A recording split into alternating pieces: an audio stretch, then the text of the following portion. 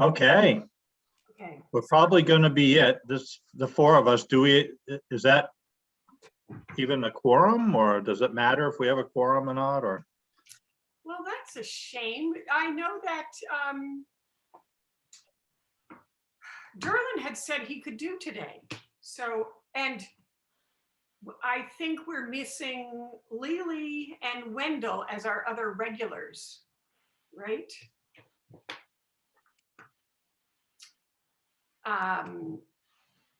Should we try for another day?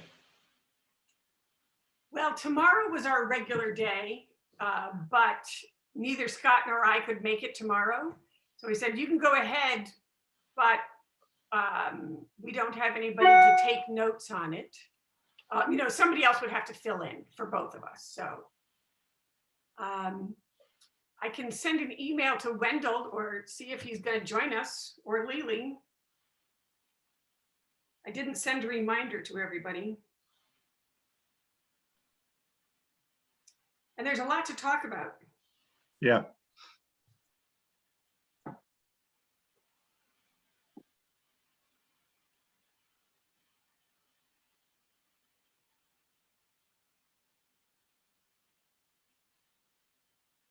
Let's see if I have Wendell.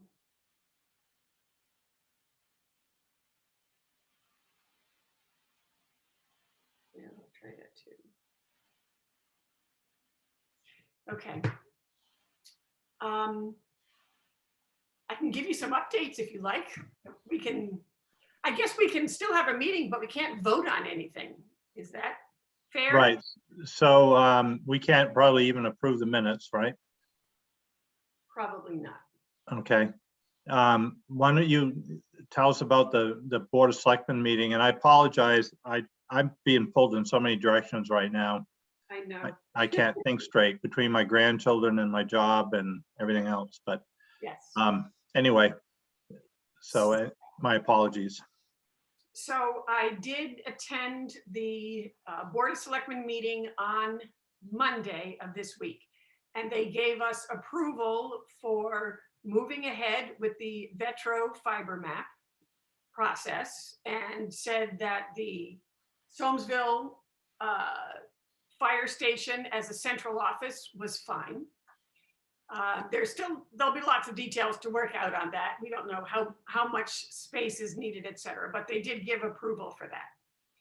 And we also got approval for doing the whole series of meetings that we had talked about. So that's fine too. So we can go ahead on both of those things. I also appeared before the League of Towns meeting and told them what we were thinking of doing, and invited them to join us, and sent them that same sort of proposed schedule of public meetings. And Bar Harbor said they were probably interested. They're moving ahead on their plans, and I believe that the expenditure for the town of Bar Harbor to connect with their own fiber network, all of their town municipal buildings, was approved. They had their town meeting and warrant last week, and I think that $775,000 was approved for that. So Bar Harbor expressed interest, and so did Tremont.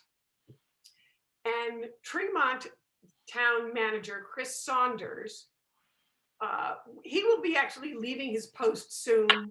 Somebody else has been designated to fill in for him.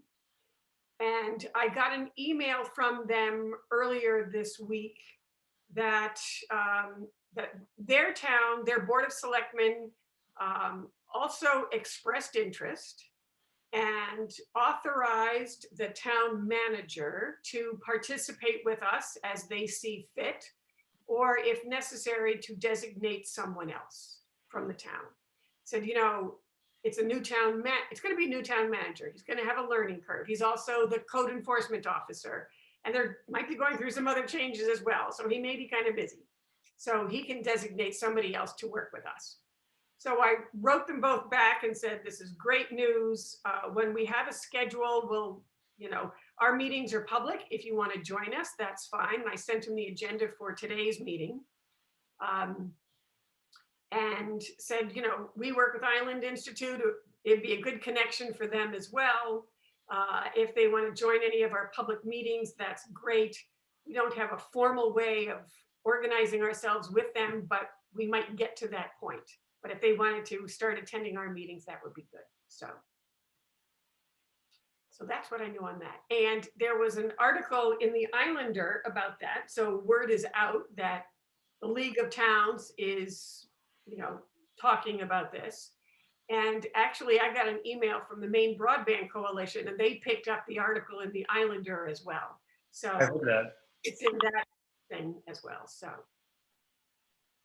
that's where we So, you know, Bar Harbor's plans right now are just to replace their municipal fiber that Charter was giving them. But have they talked to you about any fiber to the premises, fiber to the home plans?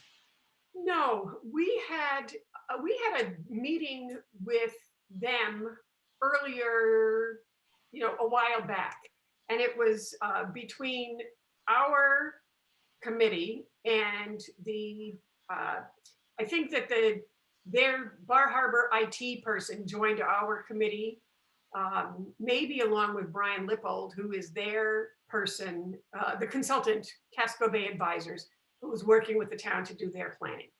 And the purpose of that meeting in part was to talk about the police department interest. Since for Kendra Joe's sake, some years ago, Bar Harbor made a change in their police chief.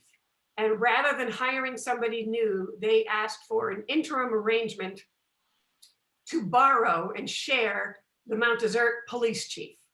And so it worked out well, everybody's happy. So we have continued that arrangement of the police chief and I think the admin assistant covering both towns.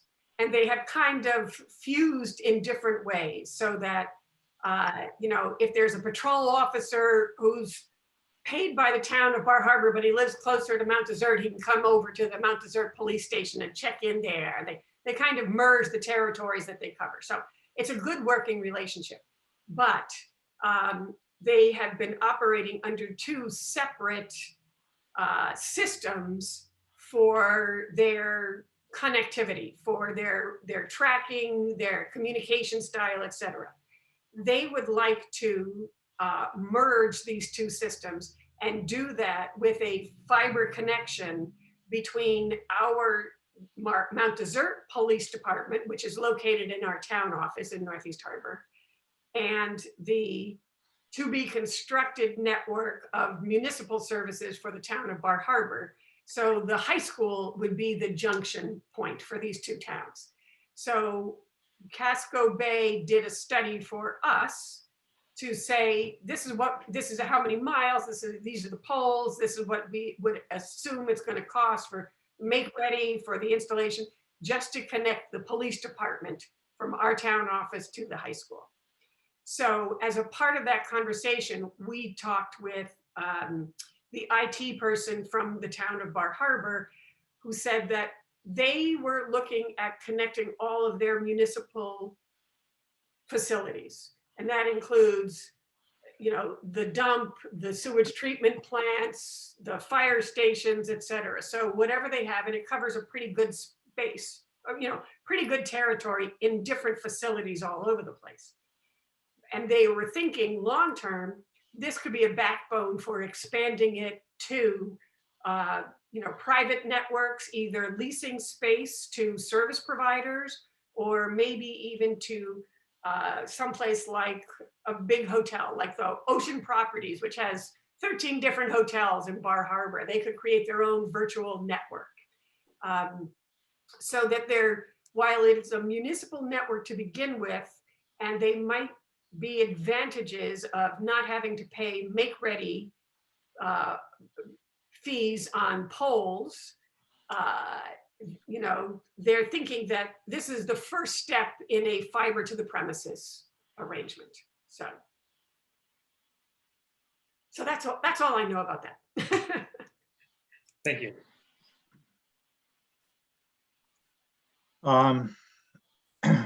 Vetro Cares from Maine Auto Design. Yeah, so I thought now that we've had approval from the Board of Selectmen, I thought I would write back to them and say, we would accept the parameters that they have suggested and suggest that the Solmesville Fire Station would be the central office. Those were their two questions to give them the go ahead. The one caveat that I think Wendell marked down, maybe somebody else did, is the 1,500-foot drop long enough for every driveway in town? And I don't know the answer to that. So I don't know if they would know the answer to that. Do you know, Right. Kendra Jo, do they have detailed information on every premises in every town in the state? That's a good question. I mean, their overlays are for the entire state of Maine. I don't think they get as detailed as you'd want to get for a low level design, but they do for a high level design. So they have the E911 data. They have the various mapping data that the state does. So the speed test map, the SOL map, FCC data.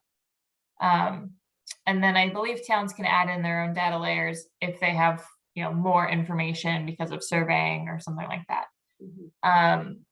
The data is only as good as, or the layers are only as good as the data, right? So the FCC and the state speed mapping, or the FCC and the state SOL maps, those are based on provider data. So you're kind of taking it with a grain of salt because it's based on what is advertised, not what is received. So that's why the speed test map is in there, to balance that a little bit. And I'm not sure if if they're using satellite imagery for roads, does it, how old are those maps, and does it show new construction, et cetera? So that will be a question as well. Yeah, that's a good, I mean, if you have, a particular area or road in mind that is more recent, that you could check with it. It's something good to flag for them. This is the same mapping tool that consultants use, like Brian with Casco Bay Advisors or Mark with Axiom, Mission Broadband, the state. So it is, it should be fairly up to date, but it's always good if you have kind of a location or two in mind to flag if they're not showing up on that map. And you can get as into the weeds on this software as you want, right? So it's, as much as a community wants to commit time to putting the effort into it, the better it'll get, the better your high level design coming out will be. I mean, you can break it down all the way to, fiber counts and how, one fiber per home and get your costs fairly close. Or you can just do kind of put a circle around the town of Mount Desert, and it's, it'll do a rough estimate of about $40,000 per mile, and it'll give you, a really large estimate from that. So you can go either way. Hey, Kendra Jo, in some of these other communities that have successfully implemented a broadband plan, how do they deal with the idea of different varying degrees of lengths of driveways? I mean, is there a minimum that is free, and then after that, do they help get some subsidy, or? It depends on typically the provider and the ownership model. So if you're just working with an incumbent like Spectrum, they'll do probably up to 500 feet for free. And then after that, it's $150 per foot. If you're doing a municipally owned build, then you can put in your RFP that all drops are covered within a construction period. And you kind of do an estimate in your build that would cover, shorter and longer. And then anything after the construction, because you're assuming during construction, the labor force is there, adding another line or another drop isn't really going to be as cost intensive as if you were to, randomly have to bring out all of that labor force for one home. So during construction, towns usually say it's covered, anything to your home. And then afterwards, it would be whatever that looks like, and 500 feet is pretty standard, but the town would set that. Thank you. Just to review, you suggested that the construction is generally about $40,000 per mile. Did I hear that? Yeah, I mean, it's changing a little bit because the cost of labor, the cost of fiber have gone up. We used to say 30,000, but now a good estimate is anywhere between 30 and 40. So I would aim a little on the high side and, Okay. hope, and then see the number come down when you did when you didn't operate RFP. Yeah, because I had heard that number before, but people, if you know it, you rattle it off quickly. And as I'm writing down notes, I'm like, did I hear that right? Was it 4,000 or 40,000? That's, It's 40. Yeah. And so you said the other towns often do a 500-foot marker for free, and beyond that, $150 per foot. So provider, that's kind of typical for providers, somewhere around the 500 feet mark. I mean, some are less, some are more. Municipally owned builds, what I often see is during the time of construction, drops are free, or drops are included in the price, so there's no cost to the homeowner. Right. And then after the time of construction, there is some X number of feet is free, and then it's a cost per foot. Okay. And that cost per foot, did I hear that as $150 per foot? Mhm. Okay, just wanted to double check on the numbers. Okay, thank you.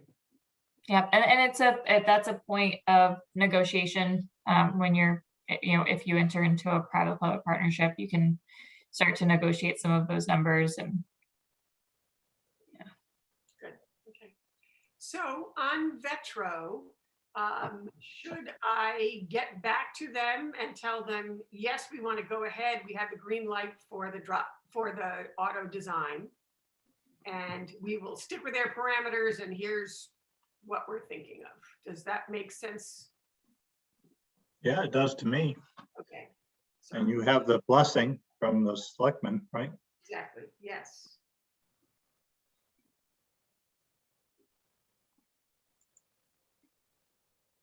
I will do that today.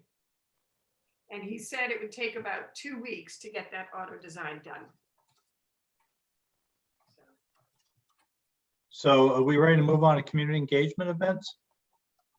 I think so. And who will manage and host events? Who will market events, schedule events?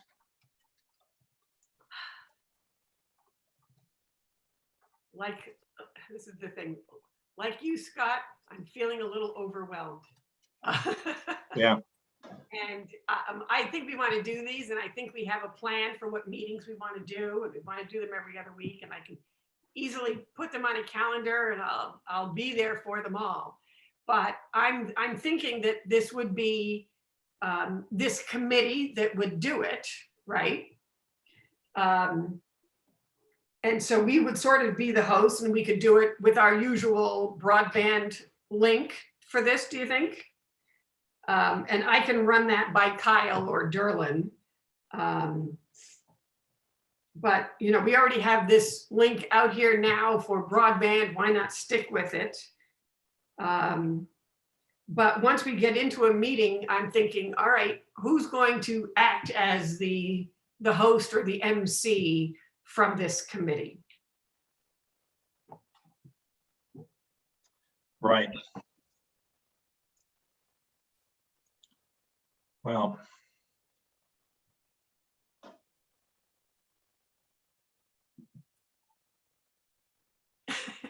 I don't know an answer because I'm still feeling like I'm still wrapping my head around the whole thing, Mhm. Being the newbie and such. Right. And it's So- such a complicated Topic. topic. Mhm. I don't know if we want to create talking points, a script, that so whoever is, that we're passing on the same, is it the idea that we're getting the same message out on multiple occasions? No, I think looking back at that suggestion of the kinds of meetings that we would have, Mhm. start off with sort of a kickoff meeting, open to anybody to say, here's the committee, here's what we would love to know from you, here's what we've done so far, here are our goals, here's the plan for the future, tell them what's going on with Vetro, tell them that we're gonna set up other meetings with other people so that they can learn more. But we want to gather their stories. I think, the examples from other communities where many of them set up a website so that if there was a survey, it was available there. If there were a schedule, it's there. If there's background information, it's there. And so it would be great if we had that ready to go and we start building it as we move along, I can do a lot of this, but I don't want it to be just the Kathy Miller show, Right. And I don't want to usurp my role in here or take over what I shouldn't be taking over. So I'm happy to sit on the sidelines or do whatever is necessary, but so I'll leave it at that. So anybody have any suggestions? For your provider meetings, I'm happy to facilitate those. Thank you. They're pretty straightforward of presentation, discussion, and with a few must ask questions in the beginning, but it'll be really open to the committee, and if the select board attends, select board to ask questions, and try to get as much information as you can around services provided, potential expansions in the area, and what other providers would be willing to do or take on. And Kendra Jo, as these other towns have done it, have they had strong participation from the select board members? Given the virtual nature, yes. So last night I was on with Spectrum and Southwestern Waldo County Broadband Coalition, which is 4 towns. Spectrum serves one of them. There were a few select board members on from the towns. I think inviting them and just saying, it would be good for the select board to hear some of this information early on, especially around your incumbent providers. That way they have a good understanding of what opportunities there might be and what plans already exist. And so that way, when you're bringing forward a recommendation, which is typically the charge of the broadband committee, is to bring forward a recommendation for solving whatever problem there is, you're doing so with them kind of already having that base knowledge in mind, especially if you're choosing to recommend something that isn't working with just doing a typical provider expansion in your community. So typically similar to what you did last time. If you were choosing something very different from what you did last time, where you just expanded into some of your unserved areas with Spectrum, then it lowers the hurdle that you're getting over, I guess. You don't have to kind of rehash everything that you did. And sometimes not having select board members in attendance, you typically have to repeat some of these meetings with select boards later, or they have their own meetings with those incumbents. So it just creates an opportunity, because it's a virtual, to invite them and get them informed early on. Okay. All right. And again, for those meetings in other communities, it has been the sort of the host of the MC is usually a member of a local broadband committee. Is that correct? Okay. Yep. So the broadband committee typically leads the meetings. I've facilitated some of the meetings, just depending on the committee's request.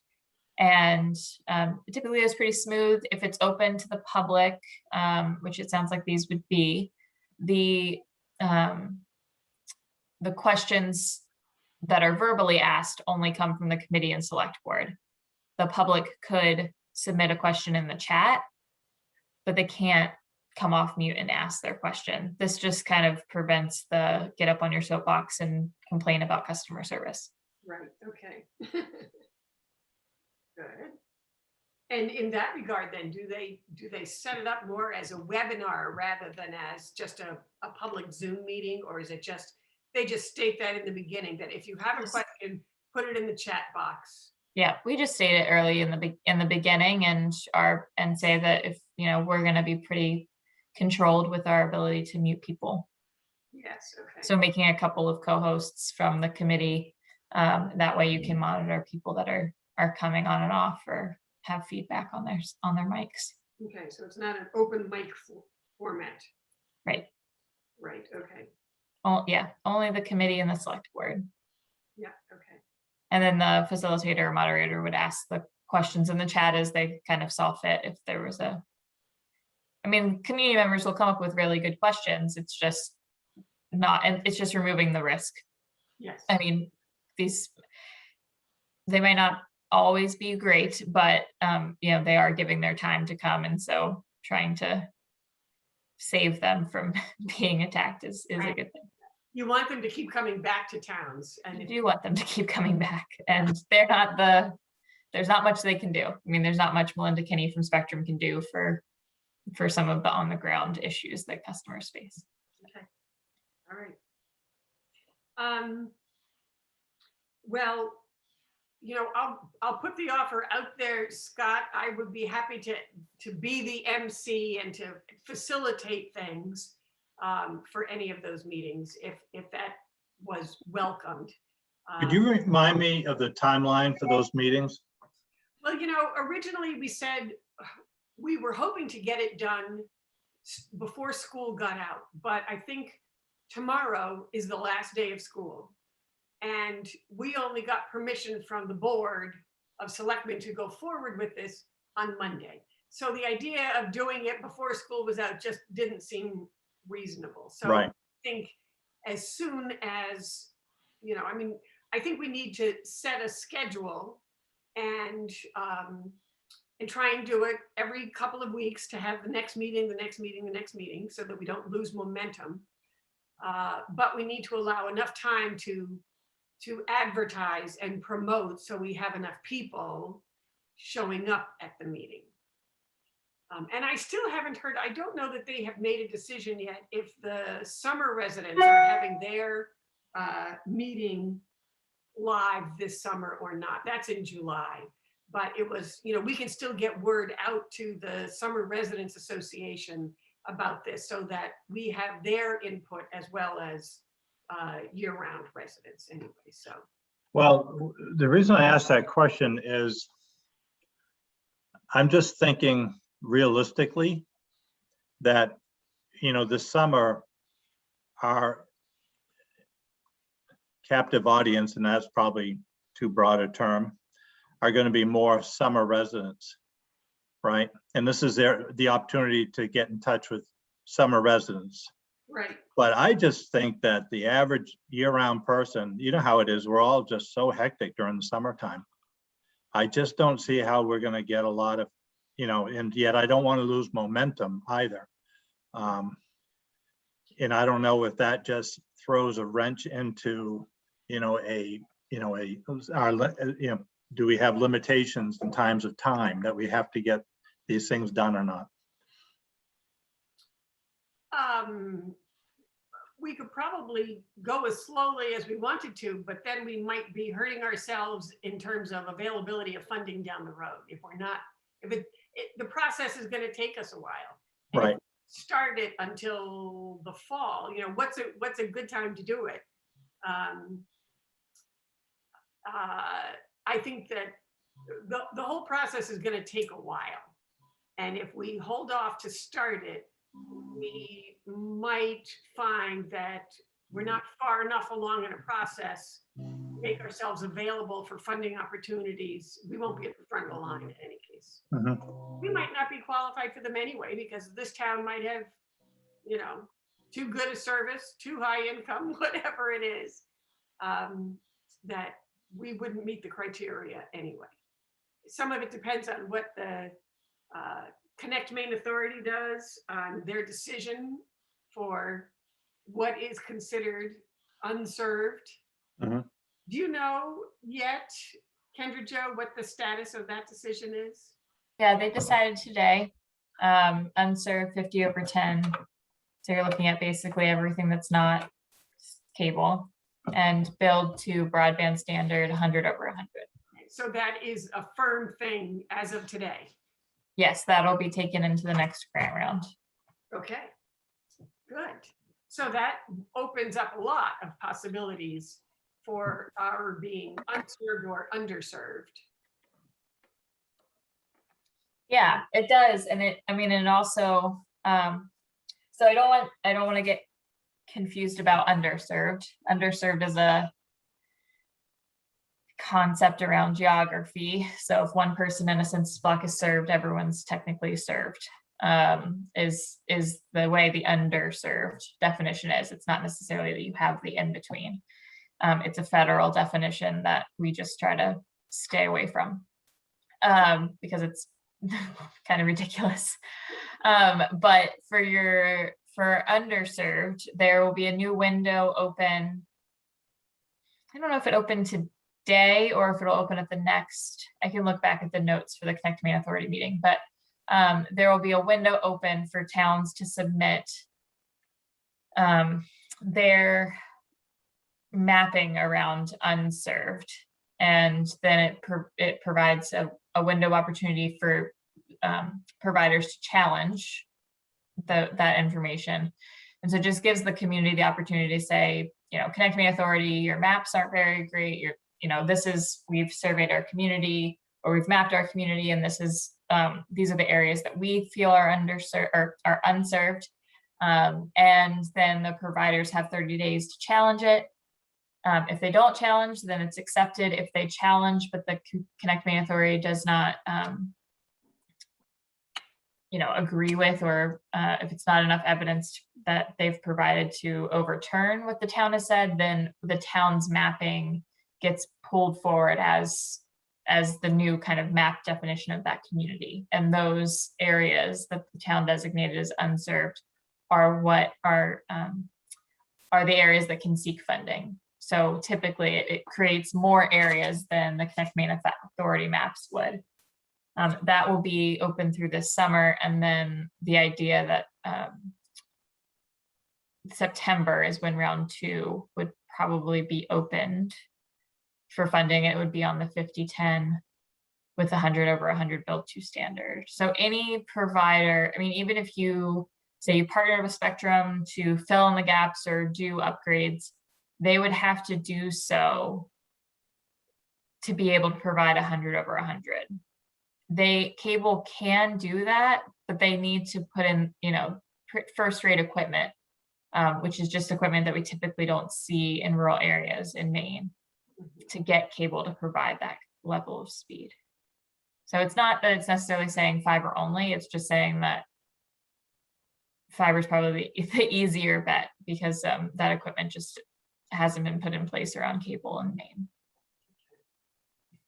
So it sounds like we need to figure out what our speeds are around, in many corners of the town, and figure out where we stand and submit that formally to the Connect Maine Authority,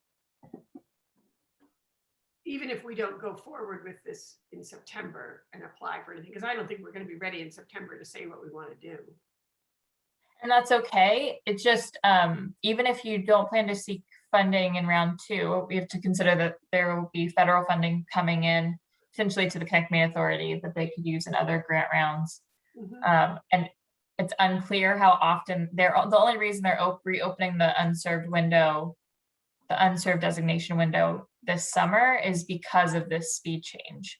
So if they didn't reopen it, if there wasn't a speed change, then they wouldn't have reopened it. And only the communities that submitted before round 1 would be able to have had that opportunity. So if you were, not submitting in round 1, knew you would submit in round 2, you had to be paying attention and designate your unserved areas back in I think it was February or March. So we would only need at this point to submit our unserved area list if we were going for funding in September. I would say if you plan to go for funding, it's not a bad idea to try. Just because we don't know how often they'll open the designation window. It might be every year, it might be before every funding opportunity. But it's worth the opportunity to try. I think towns, once they open, that's why I don't think it's open yet, because I think they'll probably open at the board meeting later this month. The towns will have 30 days, the providers will have 30 days, and then the windows will close. You can go on the Connect Me Authority website and see the community's plans that were submitted in round 1. So you have an idea of, for the most part, it's a Google map and some dots on the map and an address and a speed. And you can make assumptions about roads. If you test the first person at the top of the road and they don't have 50/10, you can kind of go from there. You could use your Metro map. So there are some different opportunities that you can use. I think there's just needs to be kind of a push around. And the speed test map, I mean, there's an opportunity for that to be used as well in the scoring criteria or in the application scoring criteria as well. So if towns can push for the speed test map, we're going to do a big push this month because seasonal residents are coming back. So, just something to be thinking about. So Scott, what are you thinking in terms of the timing for these public meetings? Well, I was just thinking that, to take advantage of if there's indeed, I can imagine somehow through the Summer Residents Association, we can get something out and have a meeting that way, right? And then,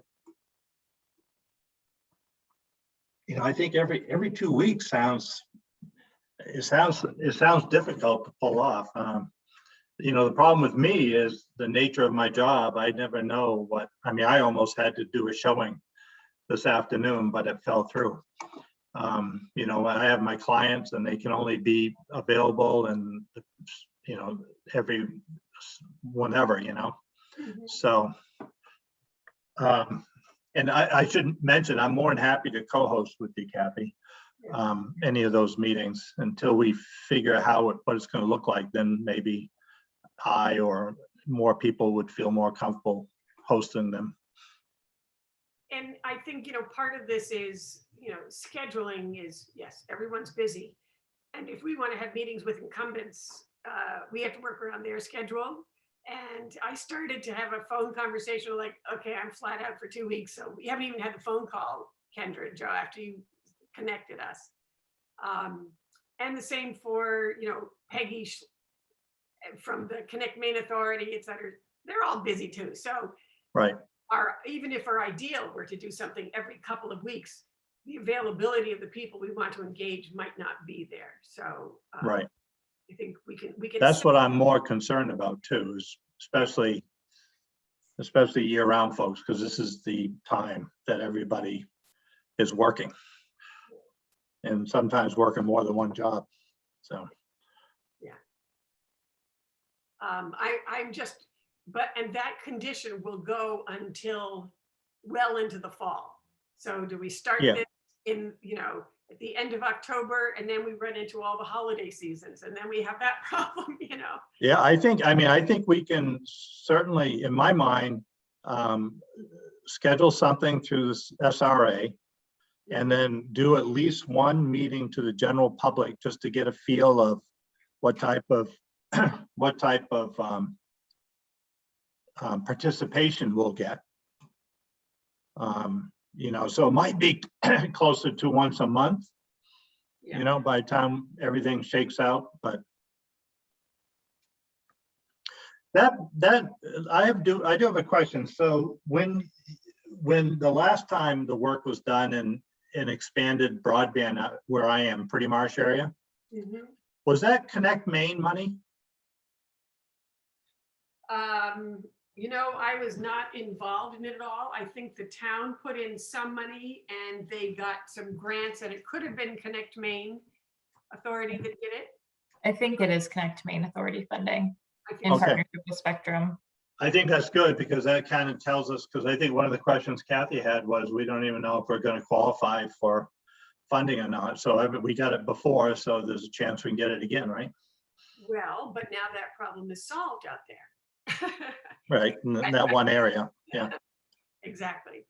So, so the question is, you know, where else, where are those other gaps? We've filled the biggest gap. What other gaps still exist? You know, so. And that's where that's when the Vetro Cares, that's gonna help identify that. The mapping that they would do would actually build out not knowing what exists on the ground already. So they start with the assumption that nothing exists. And so Oh, I see. starting fresh, what would it mean? So, you know, fiber would come in to the town from this point. We would have a central office here. Here's how you would spread that out across the town. So they would assume that there's nothing to start with. Once we get that plan, we compare back and say, okay, but these people already have this, and this people, you know, the 3-ring binder is over here. There's a connection down here for whatever reason, so that we could pair back based on what exists on the ground. But that's the question, is finding out what exactly exists on the ground. Gotcha. And I think that, so why don't we try and figure out, I will be in touch with Tracy Aberman, who is now the contact person for the Summer Residents Association. And she does the newsletter, and she would know if they're having a public meeting or not. So I can reach out to her. But even if they don't have a public meeting, we can maybe use that publication to get the message out to everyone to join our virtual meeting, right? Yes, yes, absolutely. And I can continue to try and have those conversations with the other providers. It was only only Spectrum that really responded, Kendra Jo. I think you had given me a connection at Consolidated also, but I hadn't heard anything from them. But I can pursue both of them to try and figure out a time and a date. And I'm assuming we would want to do this on weekday evenings. Is that a fair assumption? Yeah, I think so. Do you think 5 o'clock, 6 o'clock? What do you? That's the $64,000 question, which has always been, you know, do you try to get people before dinner or after dinner? During dinner. Yeah. Somebody in town here Yeah. told me, yeah, the planning board meetings, we call those our dinner and a show, because we have dinner while we're watching it. We black ourselves out, you know, so nobody sees that. Yeah. Date night, fun times. And when people care about something, they all come out of the woodwork, you know. If Yeah. there's a possible controversial thing, sure, people show up on that one. So, all right, so we'll look at weekday evenings, and I'll try and schedule it so it's not the same time that a Board of Selectmen meeting is going on or anything like that. So we can put together a proposed schedule, trying to wrap those things in, but not have it set in stone. But we can try and advertise the first kickoff meeting to let people know what it is we're thinking we're going to do. Sounds like a plan. Makes sense? Okay. All right. Okay. So what else was on the agenda? Surveys, I think, are next. And for marketing of events, I mean, we can do stuff from our offices here and try and get the town to do it on their Facebook page, and we can just share it on Facebook personally, our own businesses, anything out there to get it to get it out. Does the town have a particular email list for the residents? I think that, yes, the town does have email lists. So, and people identify what topics they may want an email on. So that would be good to make sure that they include that.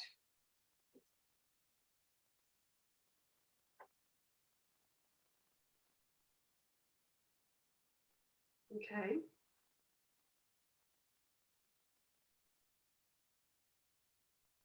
And as far as if we were to help facilitate getting a website up, should that be a part of the town's website or should it be a standalone kind of thing? Kendra Joe might chime in on that one. I would think part of the town website, but I think part of the town website, it just helps with political will, showing that this is really, a town initiative. I think if you were to get to a certain point of, far down the line, if you were building out and needed to gain interest around subscribers, that typically is a standalone website, just so that it's not like the town is on behalf of a provider seeking customers. But yeah, just for information to get out and recordings like this and things, definitely a page on your town website that's easily accessible. Makes good sense. Okay. Okay, good. Okay, all right, shall we move on to surveys? sure. And I think, I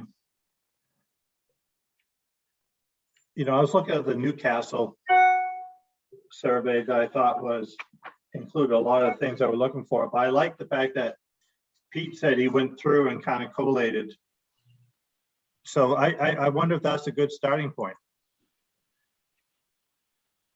Yeah, I'm not gonna lie, I didn't do it very deeply, but I read through them and I was just thinking a couple things. I can go through, but I think at first thing was I was kind of hitting on some themes, which are, one is like, how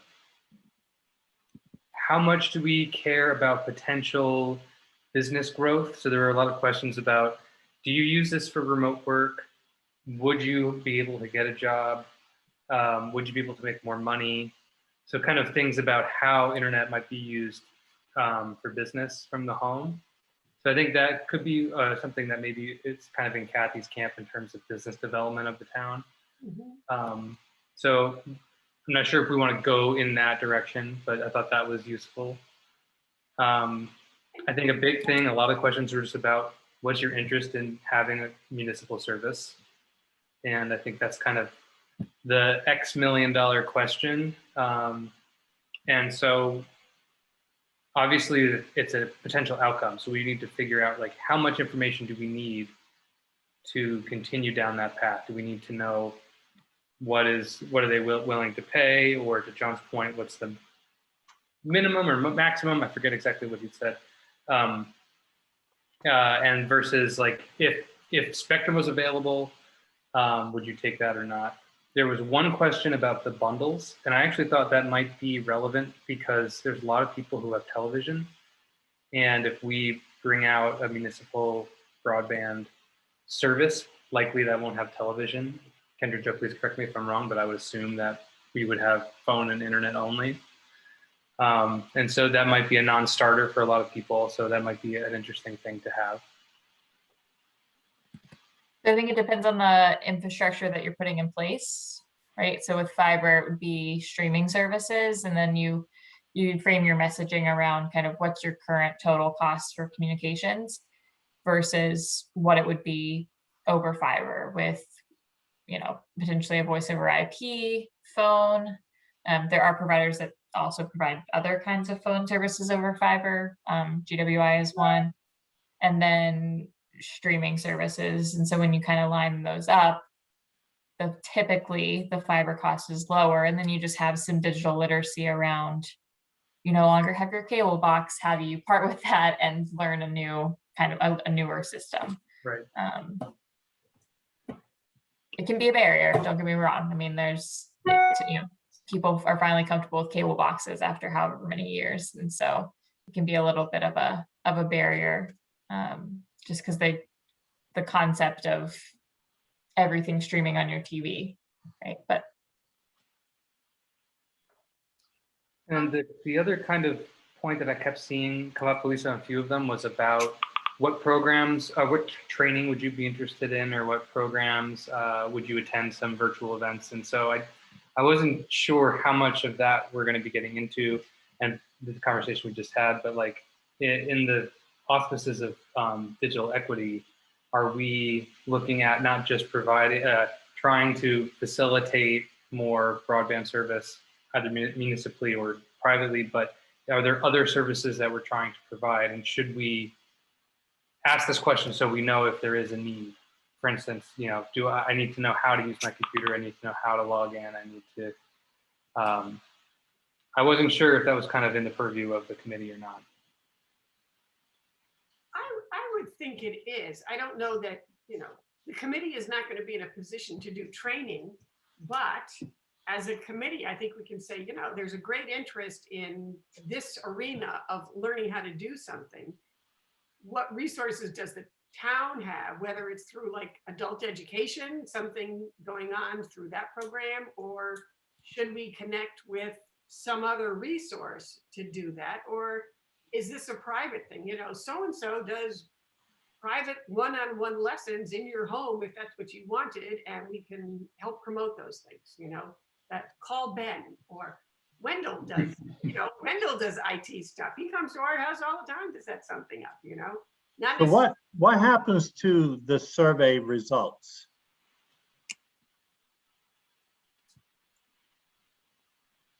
This is what you did. Okay. Well, I guess What the survey happens to the survey results once we get the surveys back in?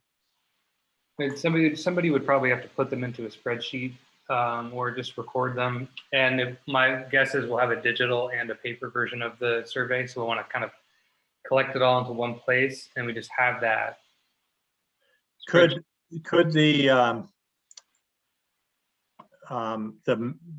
what do I've got a brain fog, the map that we're going to get created, right? The plan.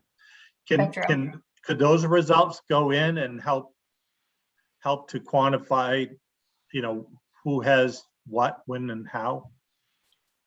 I believe that Vinyl Havens, I know you saw a paper copy, but I think their digital was hosted by Vetro. I would think that would be incredibly powerful. I'm a firm believer that you don't survey, you don't ask questions unless you're really gonna be able to use that information for something tangible, you know, and you know, and to me, to be able to import that information right into, you know, the mapping or whatever, to me is a critical piece. As well as the speed test. I would hope that if somebody runs a speed test, that gets recorded, right? Mhm. If they do it from the main broadband coalition, it gets recorded on a main map somewhere. Right. Right. If you were to direct them to the main broadband coalition speed test map, then it's already in that map, which is being used by the state, Vetro, Tilson, others. If you had them do a separate one like UCLA and put that result in their survey, if you're using the Vetro Fire Map, then theoretically you could also import that data into that map as a layer. Mhm. Right. So the hope is that because there were towns that have done surveys for the last few years before the state speed test. I mean, the hope is that they would still be able to use the data that they had previously collected in some way. It wasn't just wasted. Mhm. But that's a question for you, Kathy, with Brian and the team at Vetro, is what survey tools are available through Vetro to be able to use. Yeah, that was my next question, is how do we get Vetro to host the survey, so to speak. Yeah, it should be a part, I mean, it should be a part of the CARES program. I'm just thinking, so Matt, one of our island fellows, was helping Vinyl Haven, and so it just would have been, a conversation with Brian, and then you have your questions, and it's all through a portal for their software. So, and then you host that on your town website, and people will be able to go directly to it. I think you have to put in your address in order to get access. So I haven't seen the survey platform, only that first landing page, because I don't live on Vinyl Haven. Because that would be key to hear from someone like Brian as to what information they hope to get out of the survey that will assist them creating a picture for us, so to speak. Mhm. And a couple of things on the survey. So surveying your community is a part of a phase one connect. If you're doing kind of Connect Me Authority funding, their planning grants phase one includes doing a survey, partly to show that you have tried to engage your community and seek feedback. So as committees set goals and priorities, like we only want to do fiber, or we want it to be equitable across the entire community, or we want it to be affordable. Well, it's not on a committee of 7 people to decide what that means for an entire community. So typically surveying gets you to some of those points to show not only your own community what they said, but also funding sources that your community was involved in this process, and what you're coming forward with has already been not necessarily decided by the community, but informed and backed up by the community. So your question should be along the lines of further on steps. What information do you absolutely need from your community to keep moving forward? Where do they need to inform in order to make decisions that your select board can trust, your community can trust? So it seems to me that we want to be able to, and all the surveys had that, was to be able to help us map speed, right? Also to be able to help map a person's location, and if they have internet, if they have broadband internet, into what degree they have it, and get that into Vetro Cares. I think also a question that I've seen is the type of thing is, if you don't have it, why not? To be able to analyze what the barriers are. Is it no, Spectrum's available to me, I just can't afford it? Or is it that, nope, Spectrum doesn't even come close to where I am? Those to me are the key things. And then I guess I think I'm on Pete's opinion about, I think we need to keep the survey questions dedicated to just really trying to improve broadband support. And I think we can always tackle the type of training and things that people would like to see later. I just think the simpler we can keep the survey, the better chance we have people to fill it out. One thing I was concerned with was, Kendra Jo, maybe, I don't know if you know, but asking them in the survey for their speed, does that turn some people off just because it's not something that they can just quickly do right then and there? Is there a way we can maybe just say, oh, go here and just go to the broadband survey, the broadband speed test, and just continue with your survey? Like how should we do that? Yeah, it definitely can, right? You're asking them to leave where they are, go do something, and then bring it back. If you're on the online survey, it's easy to put the link there, or say, take the link. I wouldn't put it in the first, in the question. I would say, probably at the bottom, like click on this link, or that can be in the thank you message, right? So you submit your survey and the thank you message has the link. That way you're not asking them to leave the survey. The paper, I would keep it just because you don't have a clickable link, right? You can ask them to go take it, and that way you kind of have some understanding of if they did it or not. But definitely that was a lot of the surveys I think that had that question, whether what is that, like, tell us your speed, was before there was a speed test map. The speed test map's only been up since September. I think Wendell mentioned this, but I was also questioning, and maybe I just don't know like the funding requirements, but realistically, do we need to know the speed? I mean, we can just say, what is your provider? And we know what the provider offers. And around here, it's likely, I would assume we wouldn't have a huge, spectrum in differences of speed, right? So like, is there a funding requirement? Is that a reason why we're trying to gather that information? So the funding requirement is 50/10. It's assumed that cable provides it. However, the Connect Main Authority is, I mean, I think it's helpful to show that still in Spectrum, or not just Spectrum, across the state, in cable served communities, that's not the user experience, right? Yeah. Just because you have a cable provider, I have a cable provider, I pay for 100/20, I think. I am not, for the, one of my first evenings this week, not getting an unstable internet connection. I was booted off my meeting earlier today, right? So those standards are pushing that a family of 4 should be able to simultaneously do whatever that it is that they want to do on the internet and not have speed drops or latency issues, right? And that's, I think the mapping just helps back the opportunities for towns to push back on what their providers are saying that they get. Right? There are providers that think that 25/3 is well above what any family needs for internet access. We know that that's not true.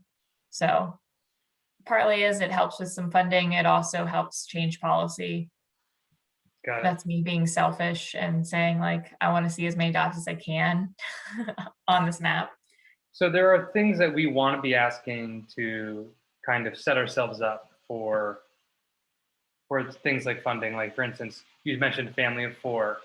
So is that kind of why there were questions on some of these surveys about what's your family size and what are the age of the families and what types of activities are you doing? I was wondering if we really needed those questions. Yeah, I mean, and again, this goes to like, it also goes to the community conversations that you're going to need, right? So at some point, you're probably going to need to ask your community to approve funding, whether it's funding to help partner with your incumbent provider to just expand, or funding to do a full fiber to the home system, whatever that looks like.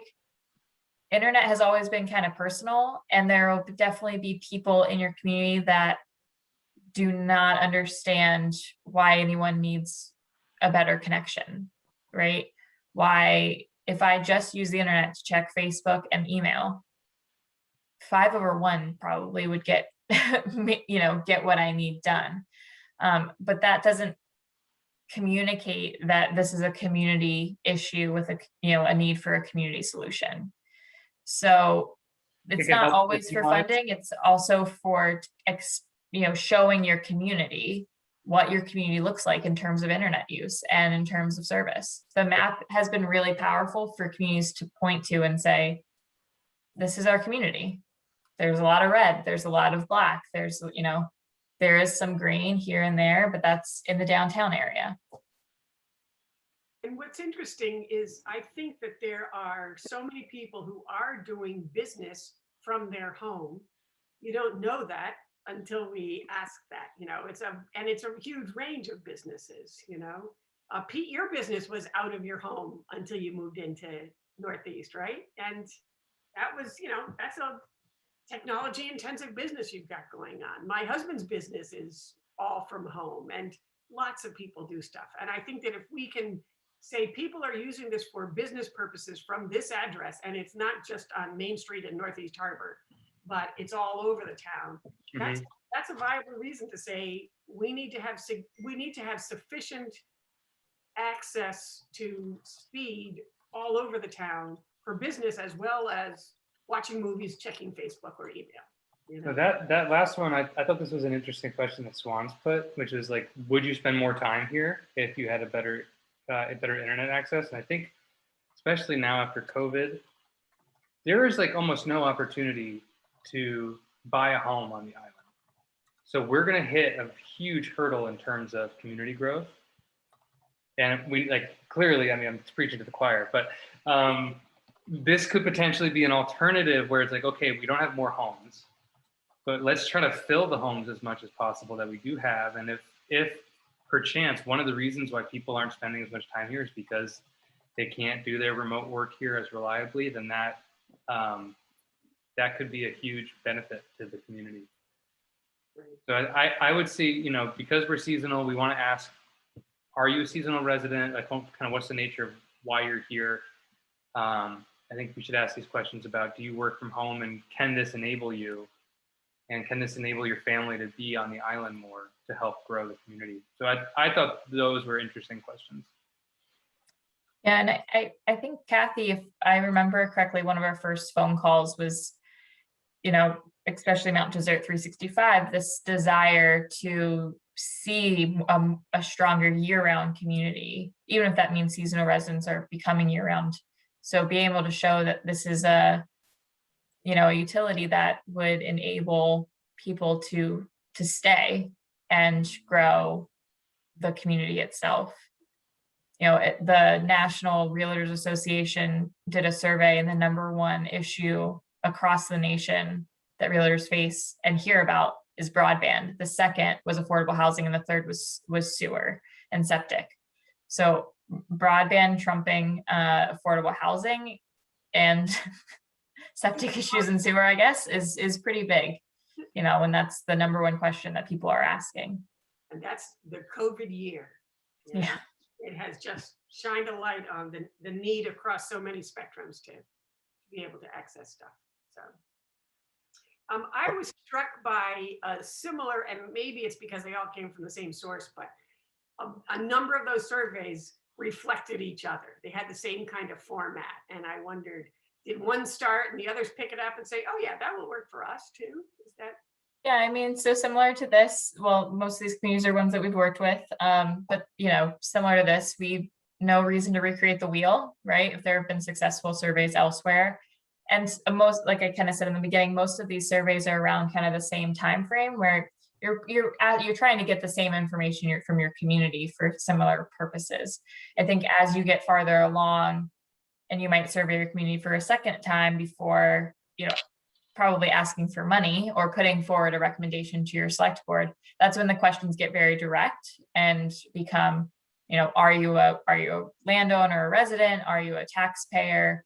Would you approve with like the literal warrant article information, right? That's kind of a straw man poll of would you approve X number of funding before you go to your select board. Like I saw some of them had like, would you pay $79.99 for this specific service? Would you pay $99 for this specific service? Sure. So at that point, they're already starting to kind of hone in a little bit. Yeah, that's getting to affordability. And I typically say, you know, don't ask what you would like to pay, but what's your maximum you'd be able to afford. That way you get a better understanding of what affordable service means in your community. And it might not be $60 per month. It might be 40. So those are points that once you go into an RFP with a provider, you can kind of, you know, hit on. I just opened an RFP where the affordable price in a community was $60 per month. So the provider responding needs to be able to provide a base tier. I think it was 50 over 50 for $60 a month, or maybe it was 100 over 100. But that gets into some of those like negotiations and things for providers. Is that, and I'm sorry, I still don't have a clear picture of the end goal of all of this. So when you say RFP for provider, is that for somebody coming in to utilize a municipal broadband, a municipal fiber network? So like the town pays for build out with grant subsidies, and then they find somebody to come and operate it? Or are you talking about just a provider like Spectrum or Charter who will be responsible for bringing their own infrastructure? It's, you know, typically for whatever reason, whether it's a private public partnership or a town owned infrastructure, the town is contributing in some way, which allows the town to have negotiating points. So the town would go out to RFP. It could just be for a provider to work with, to partner with, or it would be for someone to build, operate, and provide service on. So these Depends are on all where your potential town gets to. outcomes. So like out of the range of potential outcomes, we have like, we work with existing incumbents and we just figure out a way to encourage them to build it out, or we help them build it out. We might do our own build out and then partner with somebody, or we might partner with somebody to help have them build it out. So ownership options, ownership/financial options, you could just fill in the gaps with Spectrum to do a provider expansion. The town could subsidize that or seek grant funding in partnership with Spectrum to do that. You could partner with your incumbent to do a full fiber build that they own. The town would subsidize and seek grant funding to offset some of that cost, but the provider would also probably cover some of the cost of that infrastructure as well. They would end up owning it. If you're working with Consolidated, you could do a kind of a cross between the two, where the town owns the middle mile and Consolidated owns the drops for 20 years. The town bonds for their portion, Consolidated covers their portion. The subscribers are the revenue that pays back the bond that the town takes out. And then at 20 years, either depending on what the town wants to do, the town owns the infrastructure or Consolidated owns the infrastructure. It depends on which model you look at. Finally, you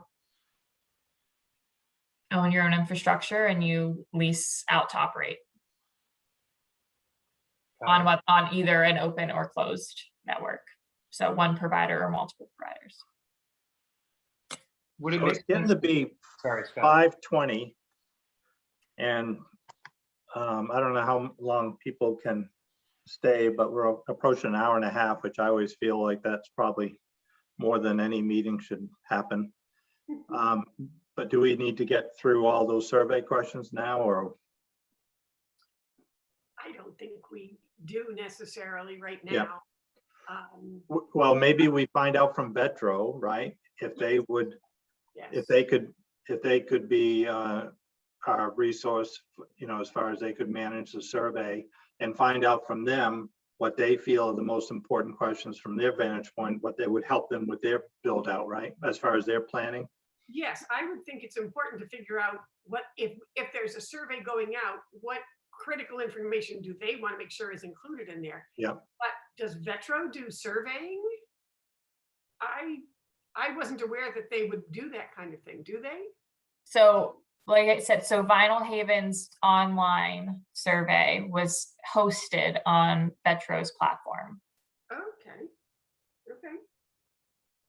Instead of like SurveyMonkey or Google Forms. All right. That's my understanding. So you can just ask, what that relationship looked like and what role Vetro played. Okay. All right.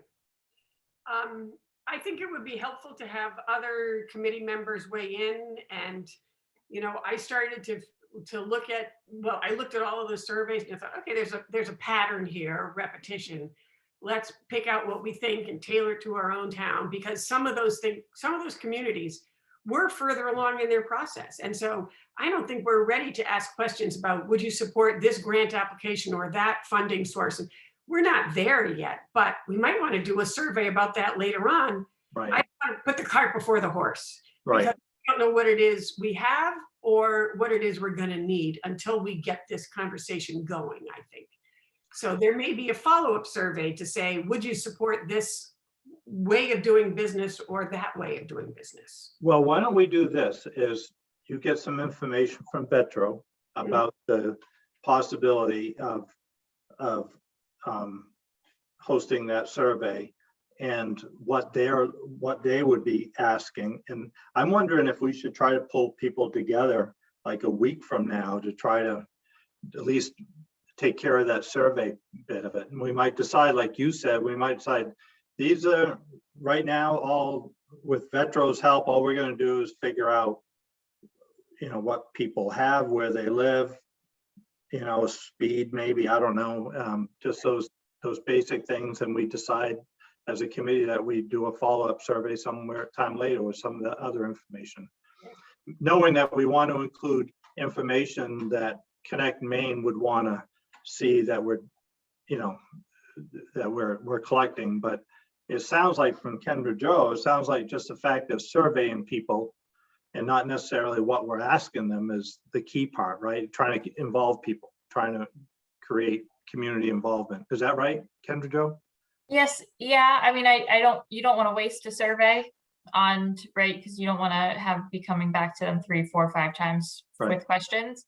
So you don't want to waste the opportunity of a survey. So I would just set, 2 or 3 pretty clear goals for the information you're trying to seek. Like, what are you trying to utilize from, similar to what you said, Scott, earlier, of like, what does it get for you? Right. So if you just set a couple of clear goals, and then your survey questions will reflect that.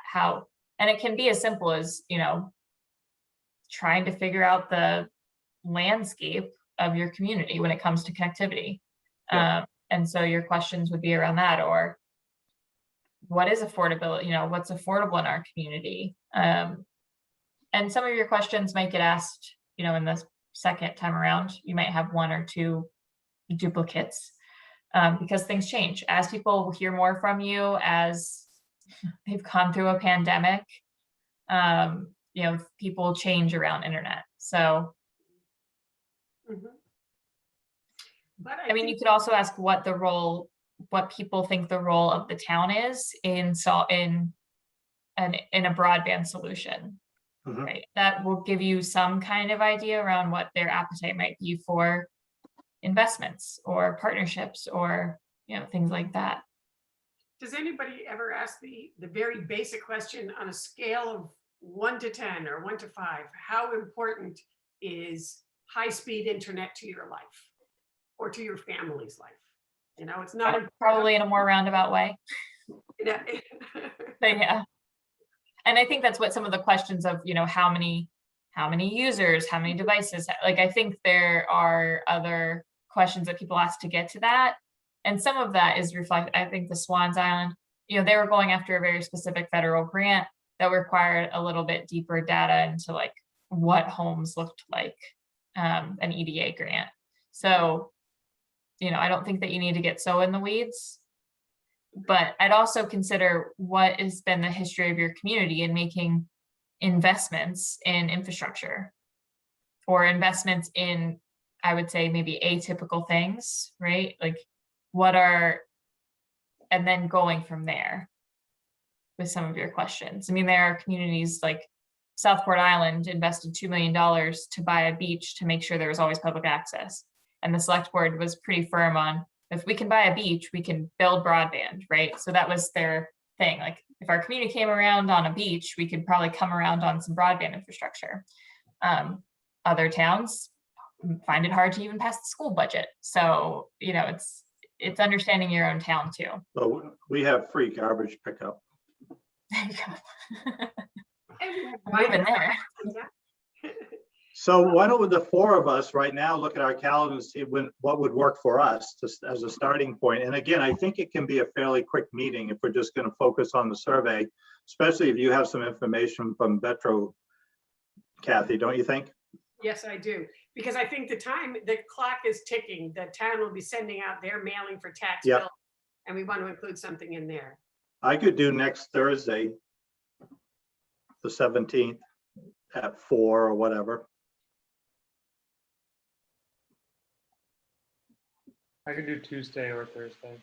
Thursday might be better. I have a different meeting on the 17th at 4:30, but I could probably skip out on that one.